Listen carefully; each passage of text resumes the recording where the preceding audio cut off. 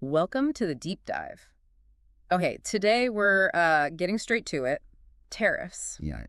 We've looked at some material that really unpacks what they are, how they actually work in practice. Yeah, it lays things out pretty clearly. So our goal here for this deep dive is to give you a solid understanding. What tariffs are meant to achieve, the potential upsides, but also, well, the downsides. And try not to drown you in economic jargon while we do it.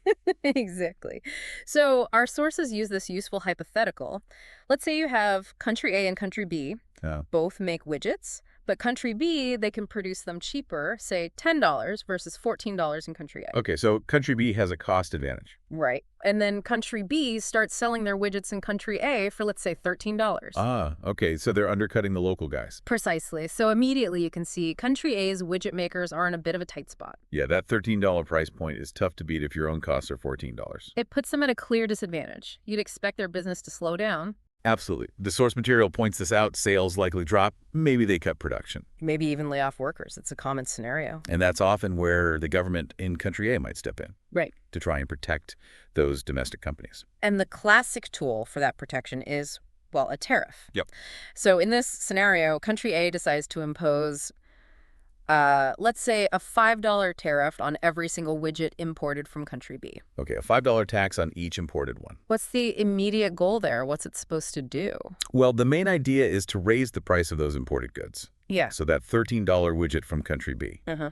Now, with the $5 tariff, it costs $18 to bring it into country A and sell it. Ah, okay. So suddenly the locally made ones, maybe selling for $15, look cheaper. Exactly. They become more competitive, at least price-wise, Mm. within country A. And the hope is, domestic manufacturers can pick up sales, maybe even rehire people. Right. That makes sense for country A's widget industry, at least initially. And this is but our sources highlight, it's often not the end of the story. It's not a one-way street.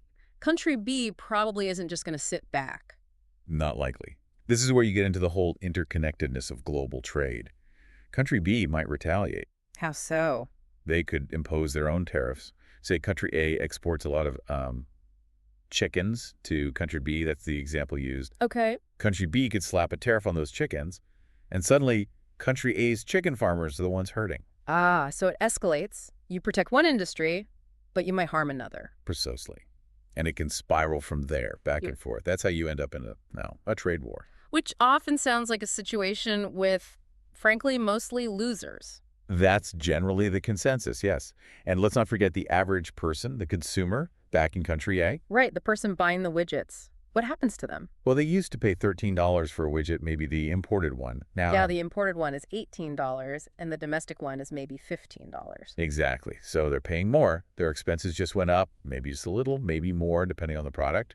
So it acts like a tax on consumers, essentially, even if it helps some local producers. That's a good way to put it. And there's another angle our material brings up, something about long-term health. Oh, right, the innovation piece. Yes. If country A's widget makers are shielded by this tariff, do they still feel the same pressure to, innovate? Or to find ways to cut their own costs, get more efficient. Exactly. That competitive edge, that pressure that forces companies to improve, it might be reduced. So they could become sort of reliant on that protection rather than becoming truly competitive globally. It's a potential risk, definitely. It really drives home that asking if a tariff is good or bad is, Yeah. well, it's complicated. It really depends on your perspective. Yeah, right. Are you the widget maker? The chicken farmer? Mm. The consumer? Yeah, the effects kind of ripple out everywhere. They do. Okay, so let's quickly recap the key takeaways here.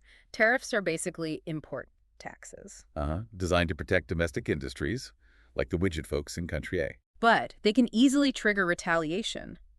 Think country B hitting back on chickens, potentially leading to trade wars. Right. And they often mean consumers pay higher prices for goods. Plus, there's that potential downside of reducing the incentive for those protected domestic companies to really innovate and get leaner on their own. It's a complex balancing act. Definitely. So that leaves us and you with a final thought to maybe mull over. Considering this whole widget scenario and all the ripple effects we talked about. What other factors, beyond just the immediate widget market, do you think a government really needs to weigh up when deciding whether or not to impose a tariff? It's clearly a much bigger picture than just one product or one industry, something to think about.